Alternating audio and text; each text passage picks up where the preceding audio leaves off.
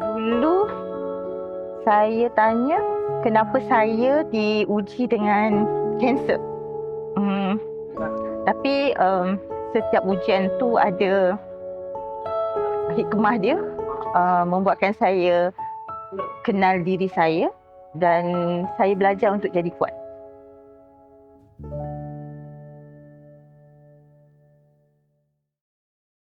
Saya Syarihah Syahrin, berumur 49 tahun, bekerja di Kementerian Ekonomi, berasal di Putrajaya, telah berkahwin.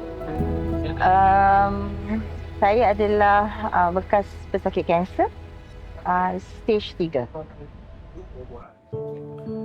Bukan semua orang diberi peluang untuk bersedia sebelum diuji.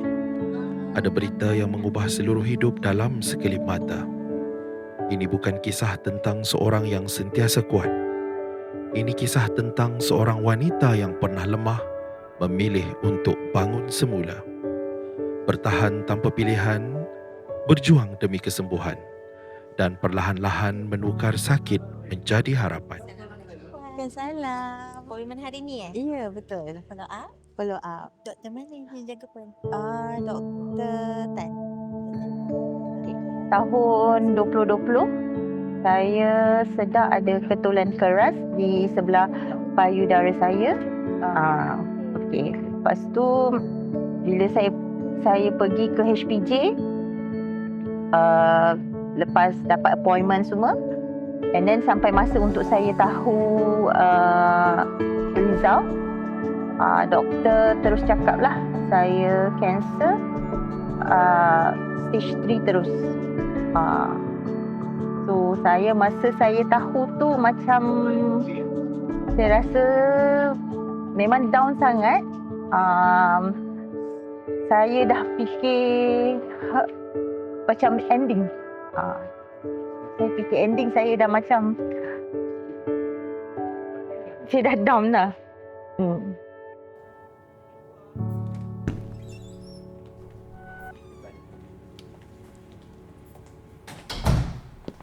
Kekuatan diri tu, first of all, parents saya, husband pun membantu jugalah, and then adik saya, diorang bagi support. Tapi orang keliling memang boleh bagi support pada kita, tapi sebenarnya adalah diri kita sendiri. Maksudnya kita yang nak survive, kita yang nak sembuh. Apabila ujian datang tanpa petanda, emosi pasti ada turun naiknya. Puan Syarihah tidak melalui semua itu seorang diri. Di sisinya ada suami yang terus menguatkan. Ada keluarga yang tidak putus memberi semangat. Ada doa, pelukan dan kata-kata yang membuatkan dia rasa masih disayangi. Alhamdulillah, hujung 2024 saya dah release daripada LKN. Jadi saya memang saya rasa bersyukurlah, lega lah.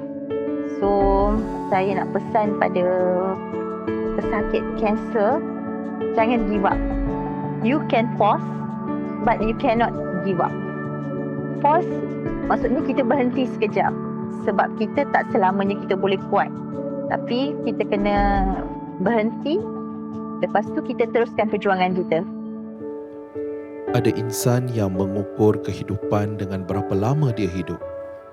Tetapi ada insan yang mengajar kita bagaimana untuk hidup. Dan dalam perjuangannya melawan kanser, dia mengajar bahawa harapan tidak pernah sakit bersama tubuh. Harapan akan sentiasa memilih untuk terus hidup.